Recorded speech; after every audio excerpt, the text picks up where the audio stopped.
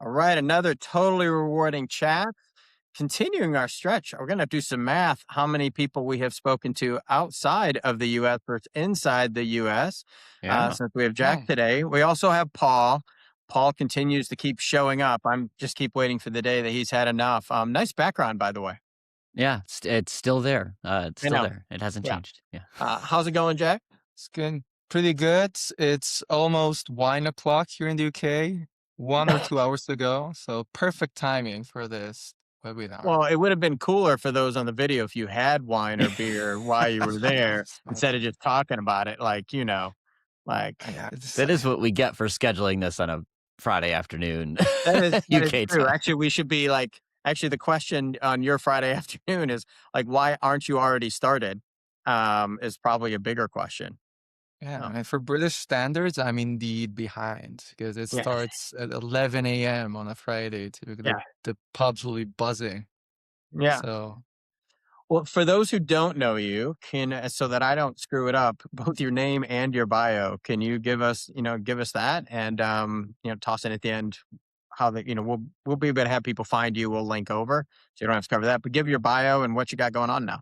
sure. And that's probably the most challenging part, Sean. I've resigned from my corporate job a month ago and I decided to enter a new chapter of my life as a solopreneur. So I'm in the process of building my own business. As a matter of fact, I just signed up to Google Workplace and I've got a business email now, which gives me some form of You're credibility. legit. Yeah. So yeah, really building a business which has two sides of the coin to it. One is your reward consulting, compensation consulting, and building on my last 6 years of experience working with startups and scale ups, both in-house and consulting. That's sort of the sweet spot for me. I want to work with people, teams, just drowning in spreadsheets and, knocking on my door asking me what to do. That's the kind of vibe that keeps me awake because I keep on telling myself I want to do something quiet. I want a quiet life. And then from the frying pan to the fire. So there's no better place than startup and scale ups to have that kind of life because you chose it. I mean, I didn't choose to go into compensation, but now I'm choosing to stay in the fire because it feels good. Um, and on top of that, I am later this year going to launch a community for people in Total Rewards that are not just interested in knowing about AI, they want to see it. They want to get together and build together. Because yes, vibe coding is reaching feels like HR and compensation too. And yes, we can talk about all the limitations and all the risks about it, and I'm sure we will. But there's also a good opportunity to augment your role and automate some tasks with vibe coding without necessarily buying software. I mean, you can always buy software. I'm not one of those that, you know, claims that SaaS is dead. I mean, last year we said consulting is dead, and where are we now? Consultants are thriving, 2026. So I don't, uh, that's quite of a long bio, but I hope it being able Well, to. so actually, there's two things to quickly do say in there. First of all, how did you get into comp? Because you said it in the same way that most people say that they got into comp. So how did you end up in compensation? Uh, yes. So great memories. So first I graduated. I was an economist by background. And my first job was in finance. So it was general ledger in finance. And after 6 months, I realized, and I love the Excel spreadsheets. I love building formulas, but I'm sitting at a desk all the time. I'm not in meetings a lot. I'm not like interacting with humans. I want to do something different. And if you're thinking, oh, he's going to say now he chose this job because he loves to work with people. No, that's not my case. And I always feel a bit skeptical when people say that. What what happened before jumping onto comp, I went to Brazil for 3 months and had the best time of my life. And then I realized, oh gosh, like I'm unemployed again. So now I need to figure out what I want to do. And I sent a speculative CV to a company called Hey Group, which they invented the first job evaluation methodologies, you probably know. Didn't know what to expect. It kind of felt aligned with what I wrote in my dissertation, alliance benefits, partnership benefits, and control mechanisms. So there was a human element, but I honestly had no idea what the job was about. then I started doing some research and I said, okay, this is cool. This is cool. I can run with that. So I got invited to a first interview. And the interviewer asked me, you got a cow. Tell me how you're going to make money. Like, what the heck? Is this the right question for a compensation job? So I almost like walked away. And then, however, I thought, now I get it. They are asking me how I can break down a problem into its components, find trade-offs, and understand the economics of business, which is it is also what pay decisions are about. They are economics, but they're also about conflict of interests, trade-offs, tough conversations with other humans, and that is the beauty of comp. So yes, I didn't choose comp, but I chose to stay in comp in very different shapes and forms. Consultant in-house and now solopreneur. Um, it's interesting. I didn't choose to get in comp. I just can't get out. You, Yes. I shouldn't say that out loud. I like it. I dig it, but it is kind of funny. Like different perspectives.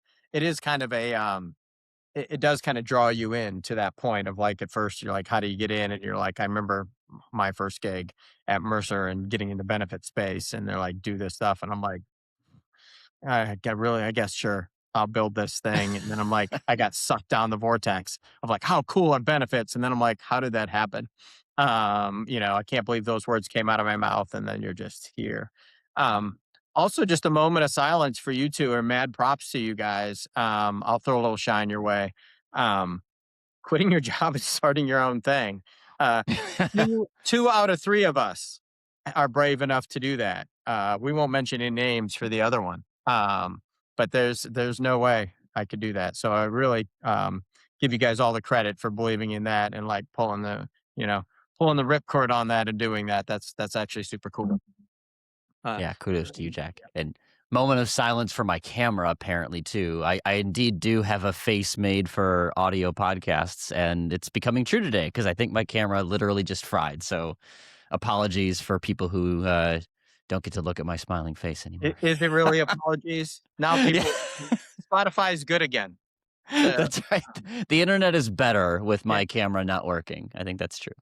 All right, speed round for you, Jack, before we get into the good stuff. So, are you a coffee or tea person?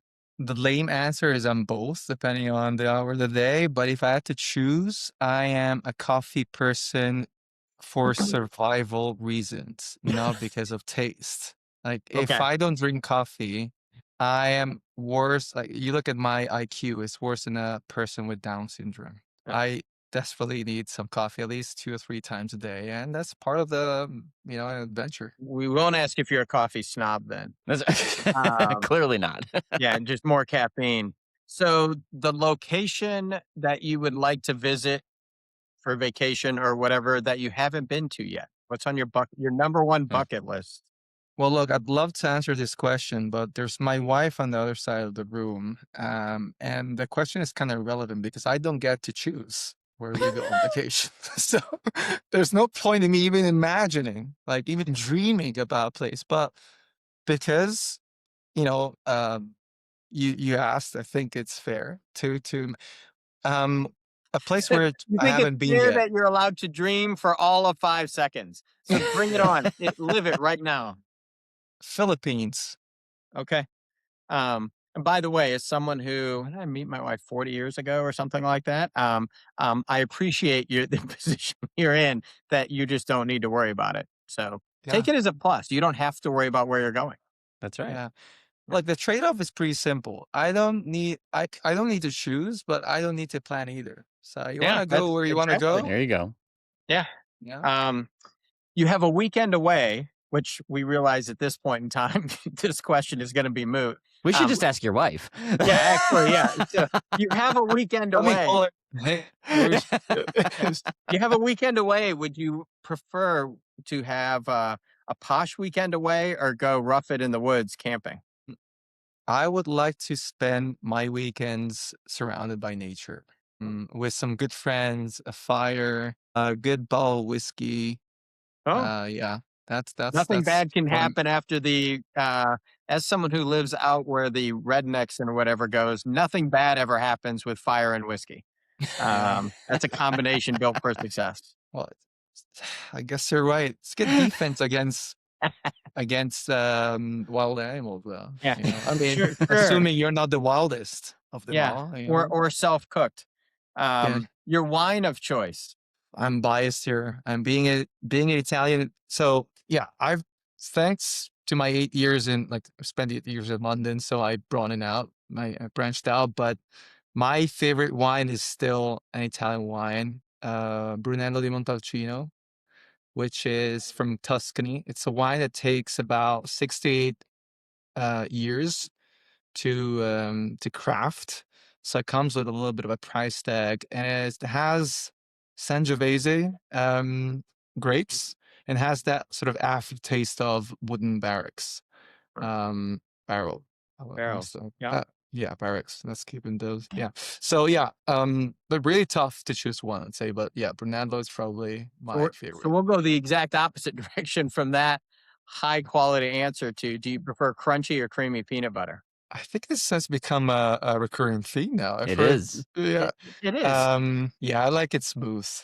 Okay. I like it smooth. Yeah. Okay. Although I'm more of a Nutella fan. I don't know if you Like have your, yeah, Nutella no, in the that's fair. US. So it's we've noticed, obviously it's a very US centric, you know, thing, peanut butter, and so the fact that you had an answer actually is somewhat surprising. And then the question Paul started asking follow up when people are like, we don't really have it here. What is your, Right. What's the favorite equivalent? bread of choice? So Nutella. I won't lie. The thing with peanut butter is I can rationalize it's healthy for me. The thing with Nutella is I cannot rationalize that it is Yeah. good for me. Yeah. And Um, you don't put Nutella in your smoothie every morning. Like no, you'd be probably well, you bloated. should. I know. Yeah. Yeah. So let's get into the good stuff. So, with everything you're seeing in the market when you got out, what is the top thing you're seeing in the market right now? Like, where would you want to start if you were evaluating the market and what's trending? I see tension. Not to start with something that has a negative connotation. I actually think there's some good aspects of the tension, but I see tension because um, what I'm seeing is on the vendor side, not every company, but many vendors are rushing to get something out there that they can brand with AI. It takes time, right? We all know that it's not just about choosing the model, but it's also about training and getting a good business case. But most important of all, it's about asking yourself, are you introducing AI for the sake of introducing AI, or are you actually solving a business problem and improving Mm. your solution, right? So I said many before, but I should say some. Some vendors rushing, some are doing really good, well at that. Some they have more of a fragmented strategy. Um, and that's not the tension though. Like this is on the vendor side. The real tension is with the buyer side, where I don't see the same amount of excitement Hmm. in getting your hands on AI. I mean, everyone's asking about what tools exist out there, but there's a lot of confusion, a lot of buyer confusion as to how to approach this. Hmm. I might have mentioned that I've run some user research interviews, and the most mentioned words that I hear are, I feel stuck. I don't know what I don't know. There's Hmm. no one else in the company I can speak to. I mean, not about AI in general, about AI adoption in comp. And so there's this belief by many comp people that they are behind the AI wave, but what they actually are, they're not behind because most people are exactly in the same stage. They are stuck. They're approaching it from a different lens. Instead of thinking, right, I have like, they're thinking in this way, I have a new capability. It's called AI. Now I need to go out and find problems that I can solve with it. Whereas what we typically do is we know very well that we have a problem, and then we decide, right, AI is the right solution for that. Right. And I think what is causing this tension is that companies I spoke to are being asked by their boards, who are asking their chiefs, show us how you're going to implement AI in the business, right? And they're asking each department leader, and it has cascaded down to the head of rewards as well. So they need to prove something, but they don't know where to start. And I think the real message to get out there is you know exactly where to start because you've been doing this for decades. You know what feedback you got from your stakeholders at your last merit cycle, the last time you approved an offer, the last time you had to do benchmarking. You know exactly where the pain points are. So start from there and see if AI could help augment your role and deliver a better outcome for your stakeholders. So that is what I define as a tension. Buyers being stuck while vendors moving very rapidly. Yeah. If I could real quick follow-up question related to that. I think how much have you heard in some of those discussions with buyers? Like we refer to AI like it's the Force in Star Wars, right? Like it's this nebulous, like ethereal thing, like it's AI and you can't see me doing my Jedi hand wave. But like, whereas AI is a really big concept and it actually is a lot of different things on the ground, right? So I guess talk a little about what you're hearing there. Like, do people understand the flavors of AI, the use? I mean, that's where I'm feeling some of it, but I'm curious what you've heard as you've been talking to folks. Like, is AI too big to know where to get started sometimes? I think you hit the nail on the head. Like there's no single definition of AI. When I asked, during the interviews, what do you think AI is? I always get different answers. Some people say it is a chatbot where I ask questions and it does some research for me. Others say it is an agentic platform that automates some of the work that I'm now doing. So very different. And to your point, yes, they're both different forms of AI. I tend to classify AI as either something you bolt on, um, workflow, something you embedded in, or a completely new AI native rebuild. Like very different types of AI with different levels of complexity.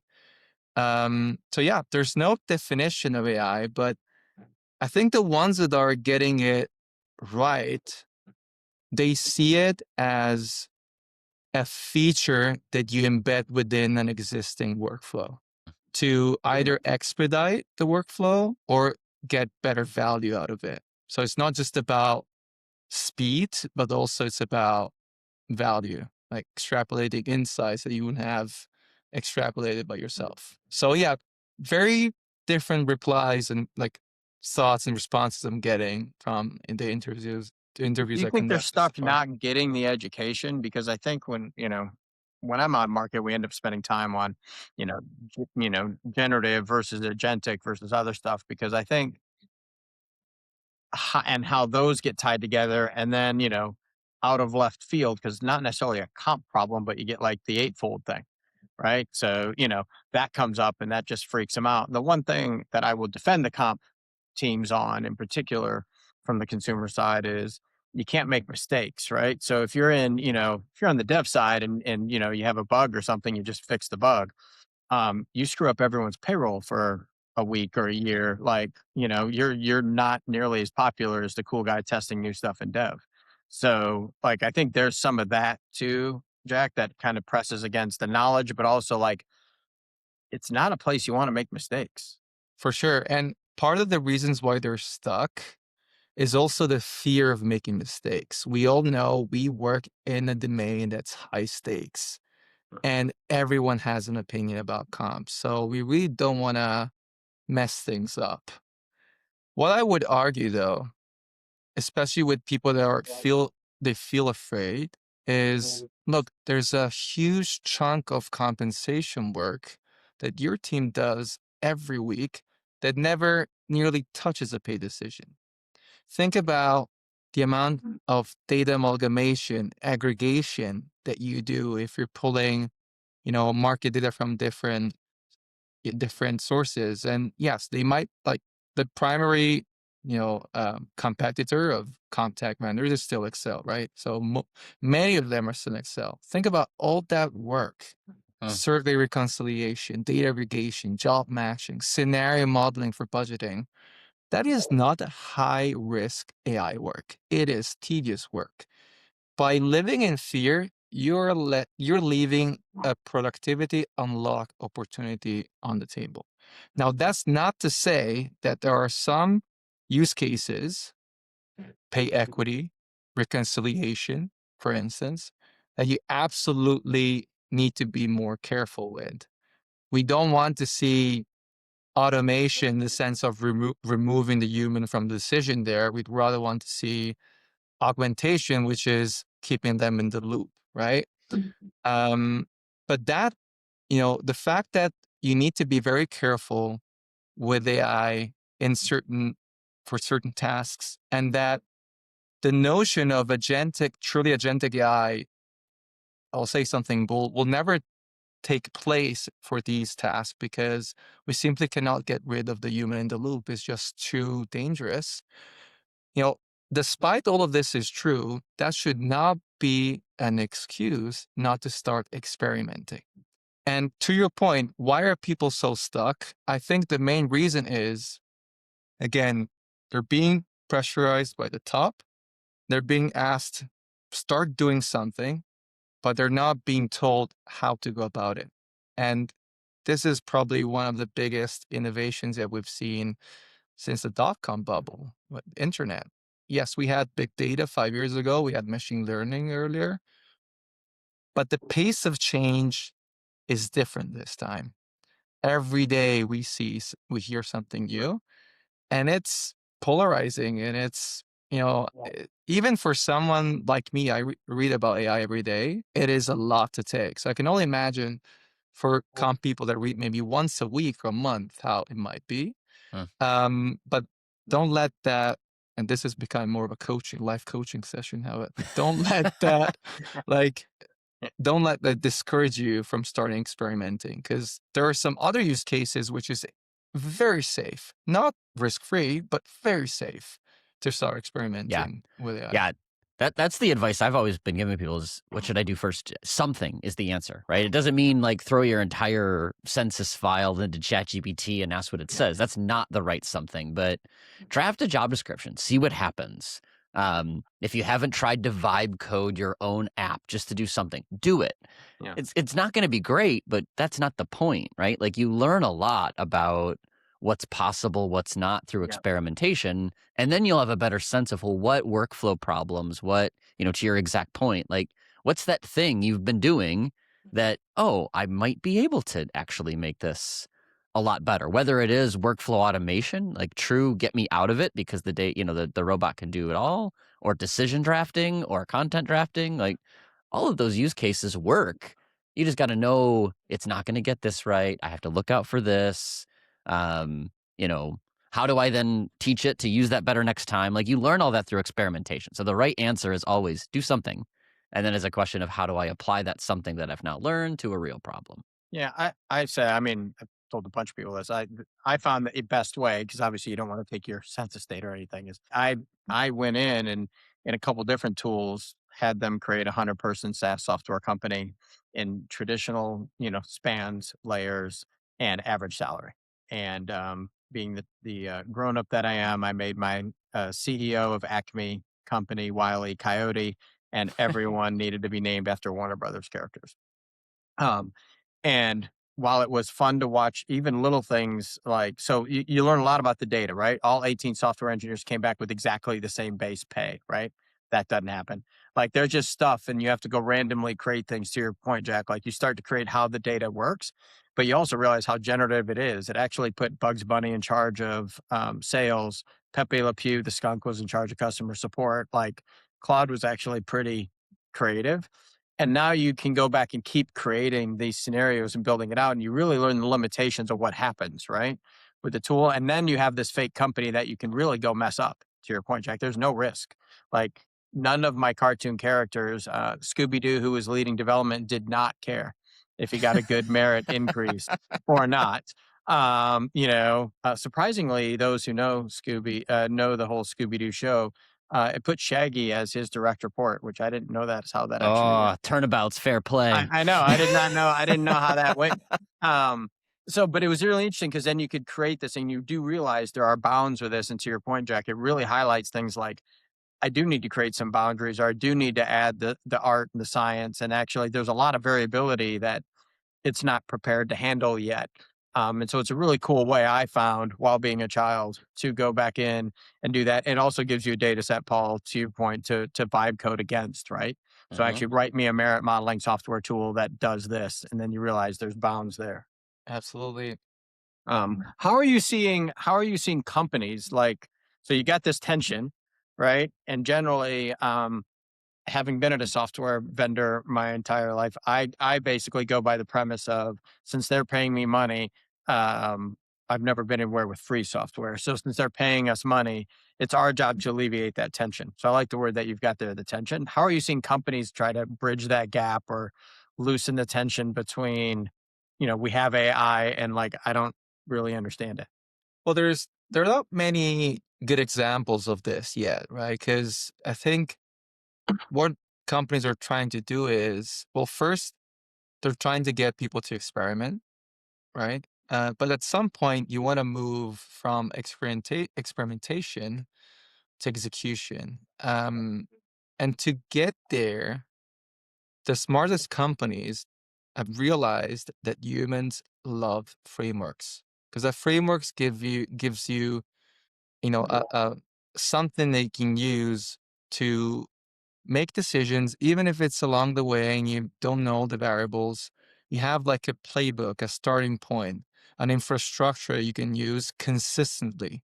It might not generate accurate outputs to Paul's, comment earlier, but you're still there in the loop. You have a framework and you know that you can intervene and decide to go a different way if you don't like what the AI output is telling you. But you would know all of this and how to move only if you had a framework. So the real gap between the initial exploration phase and execution is really a governance gap.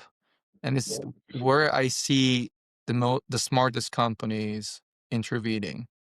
They are providing AI specific training for teams so they know how to, you know, what sort of what actions they can take at each step.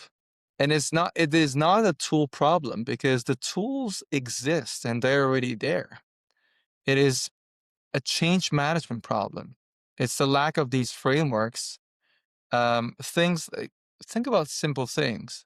For instance, the need to reiterate that you need documented decisions as part of a process so you can learn from your previous failures.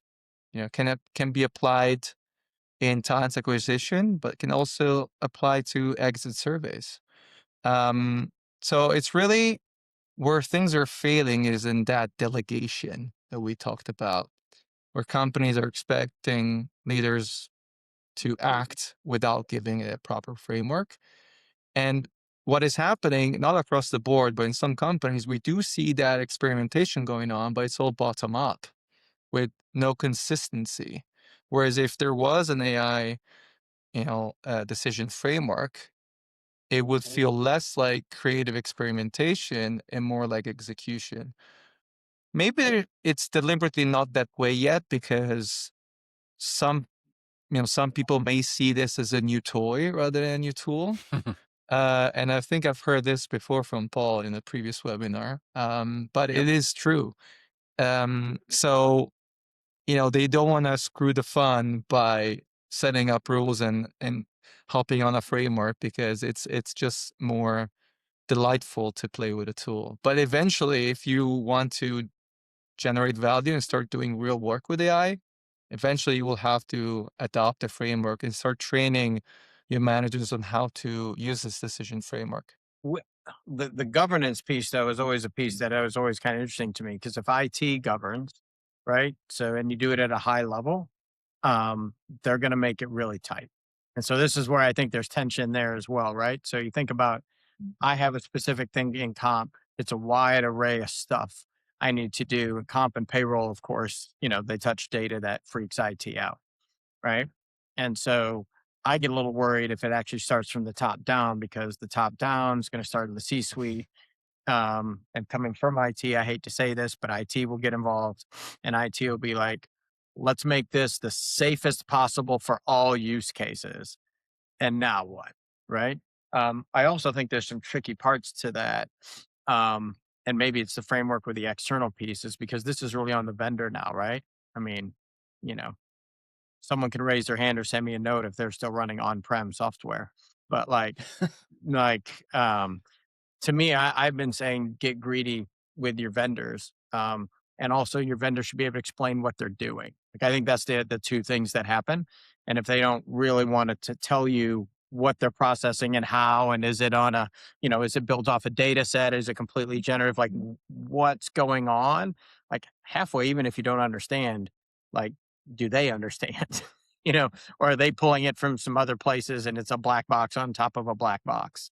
So I think there's some places where, like, I think, Giac, it's hard to kind of rein this in yet, because every vendor is a little different. And I think it's going to be worse when we get to MCPs. Yeah. Because you're going to have just all the bots will be talking to each other to form an opinion. Yeah.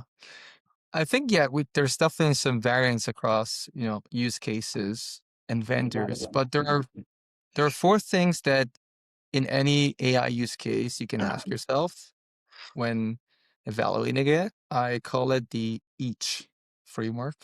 Oh, E stands for explainability.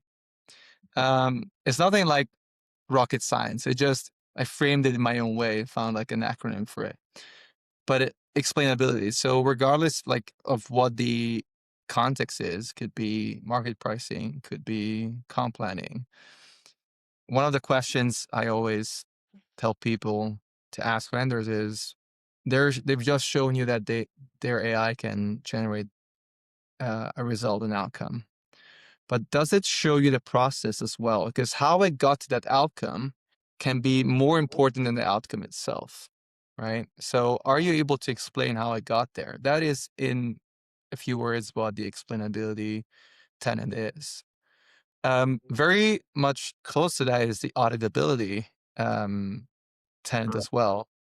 Let's say you've made, you've used AI within a workflow, and this was 6 months ago. Are you able to go back in time and find an audit trail of what happened? Because for things like pay equity, you're probably going to need it, yeah. especially if there's a joint pay assessment looming in. And people are not just asking what, they're asking why. And that why could have happened a year from now, right? That is the confidence tenet, which means we all know that AI modules, they love to lie, and they lie confidently, right? What we do value, however, is an AI that tells us, I'm vulnerable. I didn't know the exact answer to this. I'm 75% sure that this is the right outcome you want, but I might be wrong. Why don't you look into it, the other 25%, and tell me if I'm right? So that is just showing your confidence level, and just having an AI that tells you when they are uncertain. Those that just turned in at 34 minutes thought they just got onto a dating site, by the way. Lie Yeah, confidently, but we like vulnerability. Okay, got it. Okay. So I got the it's C. Yeah. it's fascinating how men's mind work, because I I was thinking about the exact same thing, but I I'm like, didn't say it. Yeah. yeah. All right, so we got the C, the confidence part. Okay. And then the H, you probably heard it over and over again, is the human in the loop, which is different from the human on the loop, right? One is, you know, AI, human, AI, human. So there's guardrails in place where the human sort Yeah. of is summoned. And then there's the human that is monitoring over the entire workflow.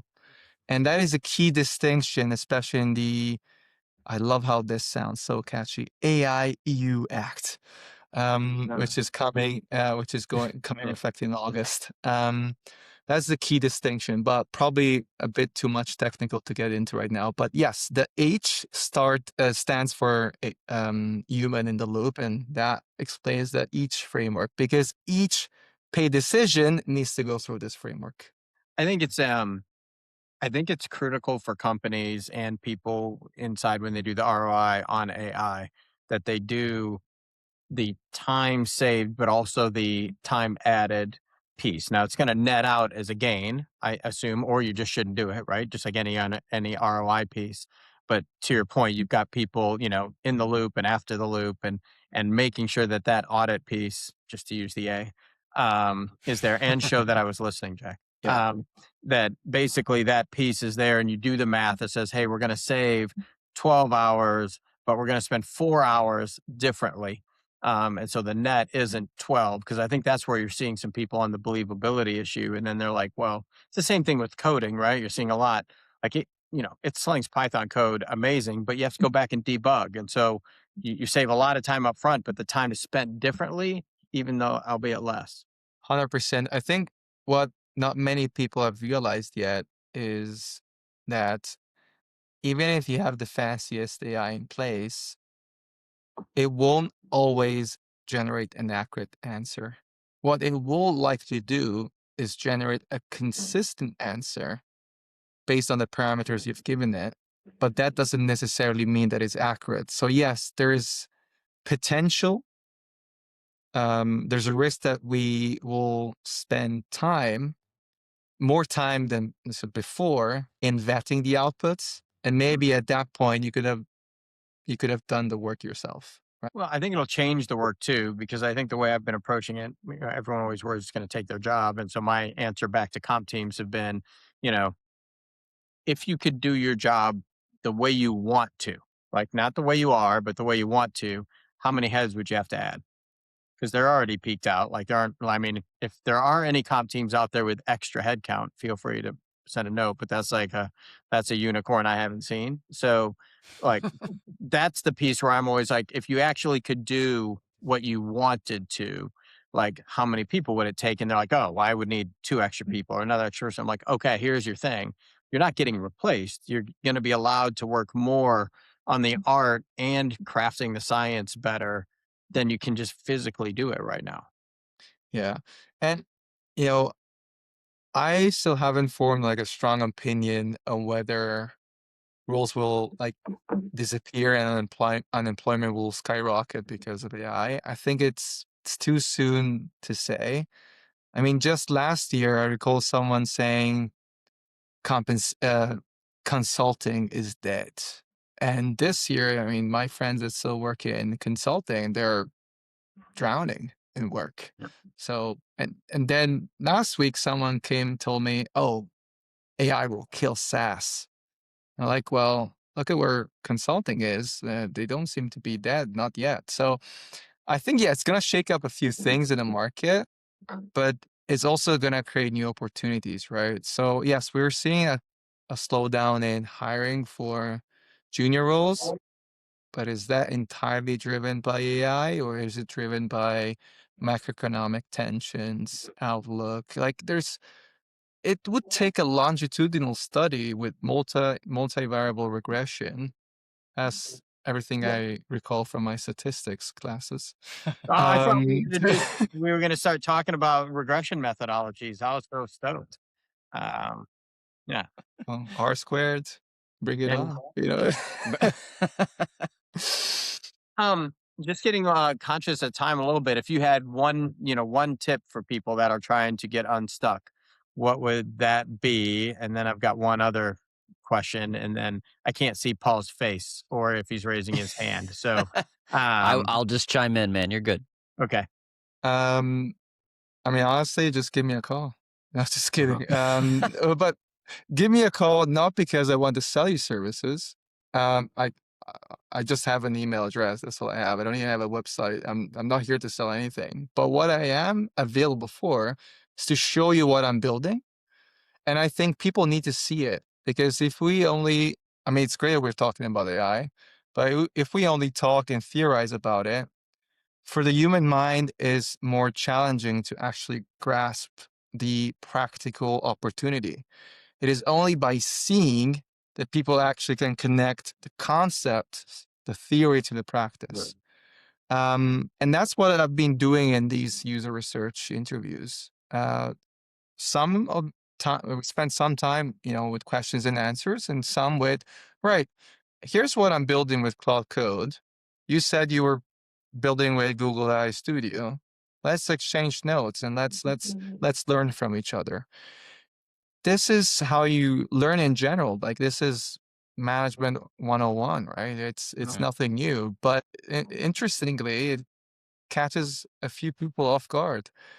We just need to do what we've always been doing to learn a new skill, something that we've learned since the early days of our life. So yes, my advice would be, start experimenting and don't be shy. Get on a call with other people who are experimenting as well. Show to each Yeah. other what you're building.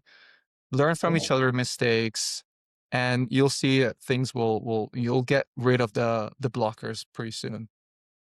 And so we always end, that was great, with if you could automagically, which is a highly technical term not created by AI, automagically fix any one thing in HR, what would it be?